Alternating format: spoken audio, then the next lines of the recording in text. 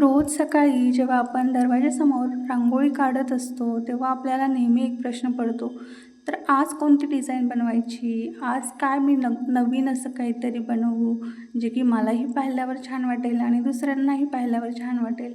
तर मैत्रिणींनो, त्यासाठीच आज मी तुमच्यासाठी सोप्या-सोप्या आणि सुंदर अशा रांगोळ्या घेऊन आलेली आहे.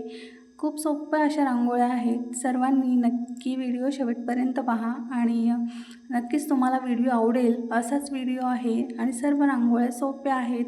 तर त्यातलीच आपली आजची पहिली जी डिझाईन आहे ती आहे 2 ते 2 ठिपक्यांमध्ये आपण ही काढणार आहोत. तर ह्या रांगोळीमध्ये आपल्याला व्यवस्थित असे शेप्स काढून घ्यायचे आहेत.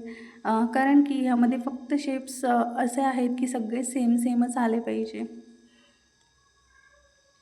इथे आपण कलर्स देऊन घेणार आहोत आणि ह्या रांगोळीमध्ये मी भरपूर असे कलर्स वापरलेले आहेत.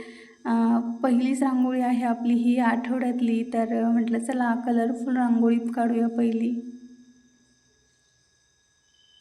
कधी-कधी कलर्सच्या रांगोळ्या पण छान वाटतात. कधी-कधी आपण फक्त व्हाईट रांगोळी वापरून काढतो. कधी कलर्सच्या रांगोळ्या, असं वेगवेगळ्या टाईपमध्ये रांगोळ्या आपण काढायला पाहिजे. तर ह्या डिझाईनमध्ये आपल्याला इथे फुलं काढून घ्यायची आहेत. आपण जे नेहमी काढतो ते ह्या डिझाईनच्या वरती. तर हे तुम्ही असं शेप दिलाच पाहिजे असं काही नाही. जर तुम्हाला वाटलं तर तुम्ही तो व्यवस्थित करू शकता. जर तुमचा व्यवस्थित आला तर तुम्ही काही नाही केलं तरी चालेल. तिथे आपण कॉन्ट्रास्ट कलर वापरलेला आहे बघा. ऑरेंज आणि पर्पल कलर हे दोन आपण कॉन्ट्रास्ट कलर म्हणून वापरू शकतो. तर पहा आपली ही डिझाईन रेडी आहे. पुढची ही आपली डिझाईन चौकोनातलीच आहे. इथे आपण एक एक डॉट देऊन घेणार आहोत वरती.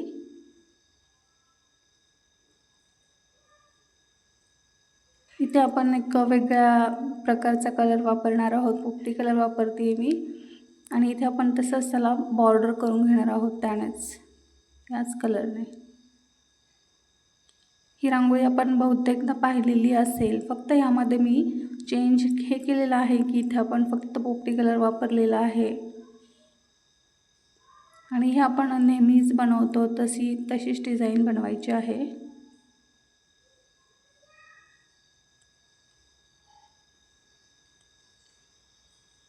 तर तुम्ही पाहू शकता इथे आपण जरी नेहमीसारखीच डिझाईन बनवत असलो तरी ह्यामध्येही काहीतरी डिफरन्स नक्कीच आहे.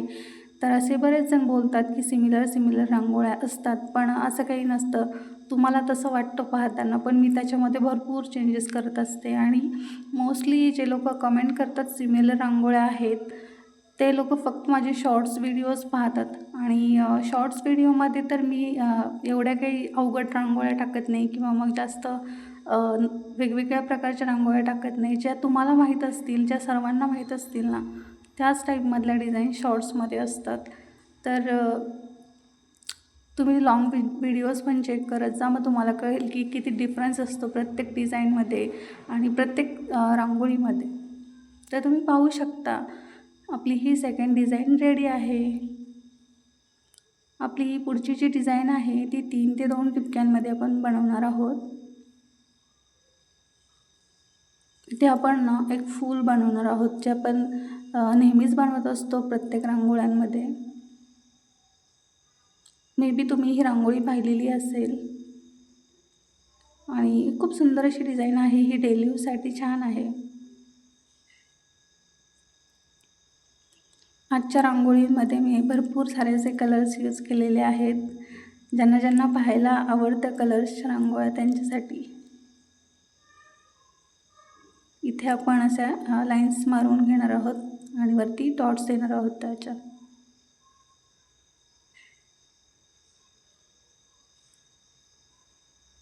तर ही अगदी सुंदर अशी डिझाईन आहे. ही पण तुम्ही नक्की ट्राय करू शकता.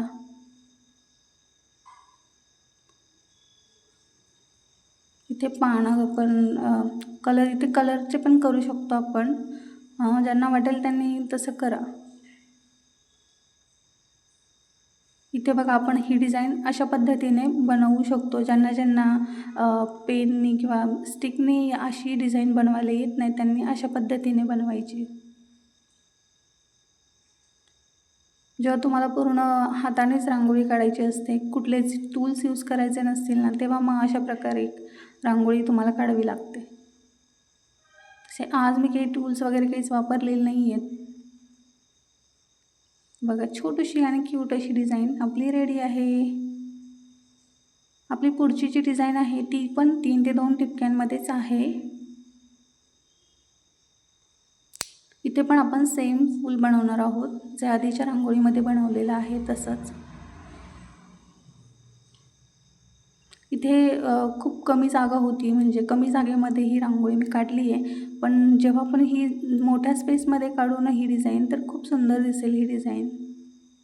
तर मला पण तसं लिमिटेडच मग शेप्स काढता आले ह्यामध्ये. इथे आपण बघा एक असं राऊंड करून घेणार आहोत प्रत्येक पाकळीला.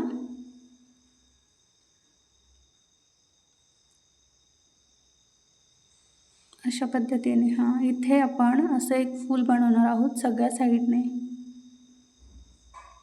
छोटीशी जागा असल्यामुळे माझे शेप्स पण काही व्यवस्थित आले नाही आहेत, पण मी ते ॲडजस्ट करून घेतलेले आहेत. इथे बघा मी रेड कलरमध्ये थोडीशी व्हाईट रांगोळी मिक्स केलेली आहे आणि थोडंसं वेगळं काहीतरी कॉम्बिनेशन करण्याचा मी प्रयत्न केलेला आहे. त्याच्यावरती पण आपण एक डिझाईन बनवणार आहोत, म्हणजे 3-3 लाईन्स मारणार आहोत. हीच रांगोळी मी माझ्या दरवाजासमोर काढलेली, पण मग थोडीशी मोठी काढलेली तर खूप छान अशी दिसत होती. तर तुम्हाला कलर्स वापरायचे ना, तर तुम्ही डायरेक्टली वापरू शकता. मी असंच काहीतरी वेगळं करायचं म्हणून केलं होतं. तिथे आपण नेहमी जे बनवतो फूल, तसंच फूल बनवायचं आहे. तर मैत्रिणींनो, आजच्या रांगोळ्या तुम्हाला कशा वाटल्या हे मला सगळ्यांनी नक्की कळवा आणि थँक्यू. तुम्ही इतके छान छान कमेंट्स करतात. असेच छान छान कमेंट्स करत राहा आणि असेच छान छान रांगोळ्या पण तुमच्या दरवाजासमोर काढत राहा. तर पुढची आपली डिझाईन आपली 3 ते 2 ठिपक्यांची आहे आणि अगदी सोपी अशी डिझाईन आहे. तर सगळ्यांनी नक्की सगळ्या डिझाईन्स ट्राय करा आणि छान छान रांगोळ्या नक्कीच शिका. आपण भेटूया पुढच्या व्हिडिओमध्ये अशाच नवीन नवीन आणि सोप्या रांगोळ्यांसोबत. तोपर्यंत बाय बाय. थँक्यू.